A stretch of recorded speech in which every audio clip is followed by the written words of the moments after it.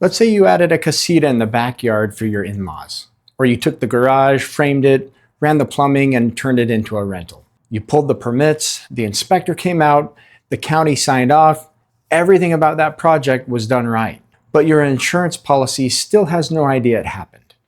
That isn't a story about someone cutting corners, it's a story about a step that isn't on anybody's checklist.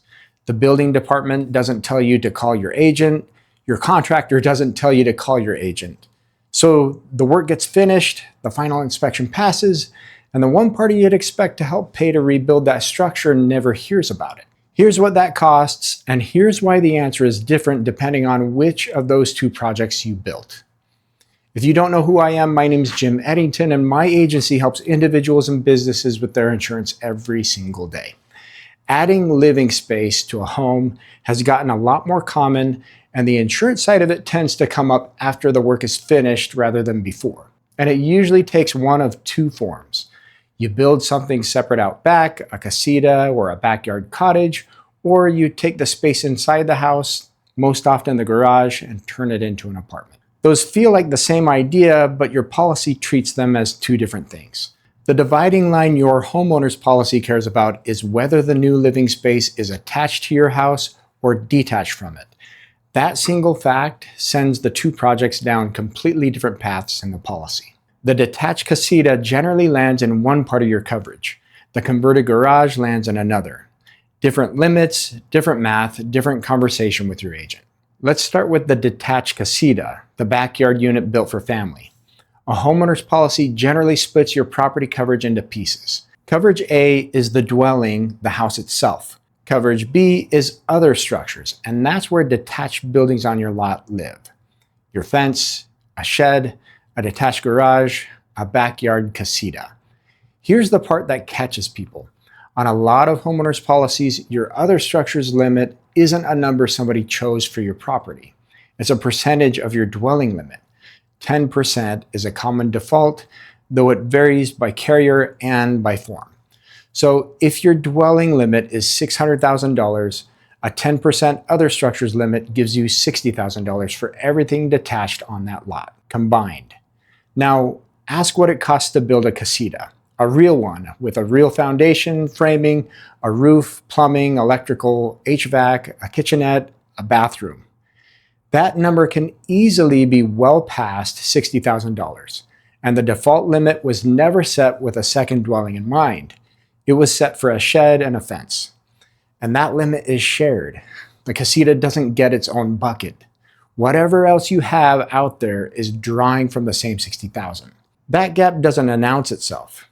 Nothing goes wrong for years, but it shows up on the day you need the policy to rebuild a structure the policy was never sized to rebuild. There's a second piece to the casita most people never think about, and it's what's inside it.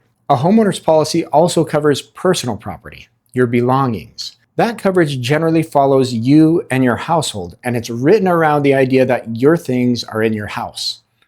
Furnish a casita for your in-laws, and you have to ask whose property is actually sitting in there. If it belongs to a relative who is a member of your household, that's usually one answer. If they aren't part of your household, don't assume their property is covered. If a tenant moves their own furniture in, their belongings generally aren't covered by your policy at all. That's what a renter's policy is for, and a tenant in that unit should have one. The fix isn't complicated. Your other structures limit can usually be increased, and many carriers will let you raise it well above the default percentage or schedule the structure specifically. But you have to ask for it. That's the whole step people miss. And ask what it costs before you assume it's expensive. Raising the other structures limit is generally not a large premium change relative to what it protects. A garage conversion works differently. You took space that was already part of the house and turned it into an apartment. This one doesn't go to other structures at all because nothing detached was built. The garage was already part of the house, so the new space is part of the dwelling. It stays under your dwelling coverage, which sounds simpler, and in one way it is, but the number underneath it changed.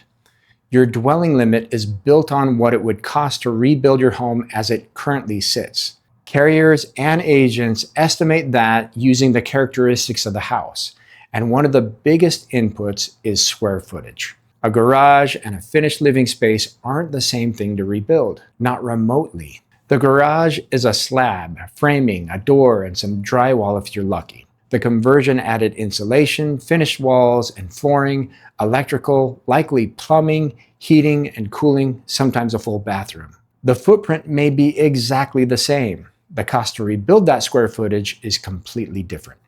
If your carrier is still valuing that space as a garage, your dwelling limit reflects a house that no longer exists.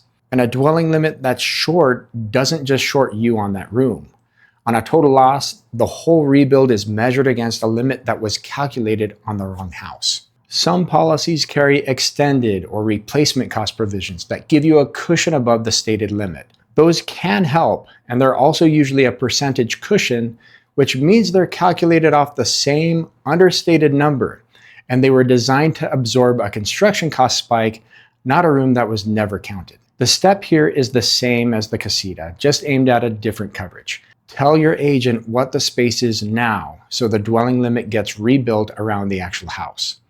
There's also a window during the project itself that's worth raising, whichever the two you're building. A homeowner's policy may provide some coverage while work is underway, but it wasn't necessarily priced or underwritten for a major construction project. While the work is going on, you have materials sitting on the property, you have contractors and their crews coming and going, and you have a partially built structure that's exposed in ways a finished one isn't. It varies by carrier and by form, and some carriers want to know about a project of any real size before it starts. The contractor's own insurance matters here too.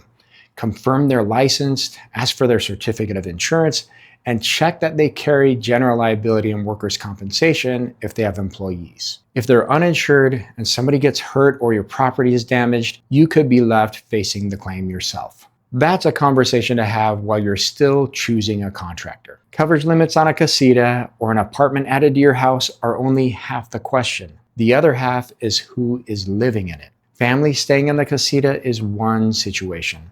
A tenant paying you rent every month is a different one. The moment there's rent involved, you've added a business activity to a residential property. Carriers underwrite an owner-occupied home differently than a home with a rental unit on it because the exposure is genuinely different. There's a tenant with belongings, there's income that stops if the unit becomes unlivable, there's liability tied to somebody who isn't part of your household. Some carriers will endorse the homeowner's policy to handle a single rental unit on the property. Some are going to want the risk written differently. What's available depends on the carrier, the form, and the state. And this cuts both directions. If your in-laws move out of the Casita and you decide to rent it, the situation changed even though nothing about the building did. If the garage rental becomes a home office or a space for a family member, that changed too. The structure is only half of what your policy is rating. Who occupies it is the other half. Added living space creates an insurance gap so often for one specific reason. You did the permits because the county requires them. You did the inspections because the permits require them. Every one of those steps had somebody telling you it was necessary. Nobody is standing at the end of that process saying, call your insurance agent. There's no inspector for that. So the project gets finished correctly and the policy quietly keeps describing a property that stopped existing the day the work was done. The handoff just doesn't exist. If you're planning one of these, the call to make is before you break ground. Your agent can tell you what the finished project does to your limits and whether the carrier you're with wants that risk at all. That's worth knowing while you still have the choices. If you already built it, the call is worth making. Updating a policy to match the property is routine work. So we had two projects that look like the same idea. A detached Casita generally goes to other structures where the default limit was sized for a shed. An attached conversion goes to your dwelling limit, where the house is now more expensive to rebuild than the policy thinks. And the day somebody starts paying rent, both of them raise a separate question about how the property is classified. None of that requires you to have done anything wrong.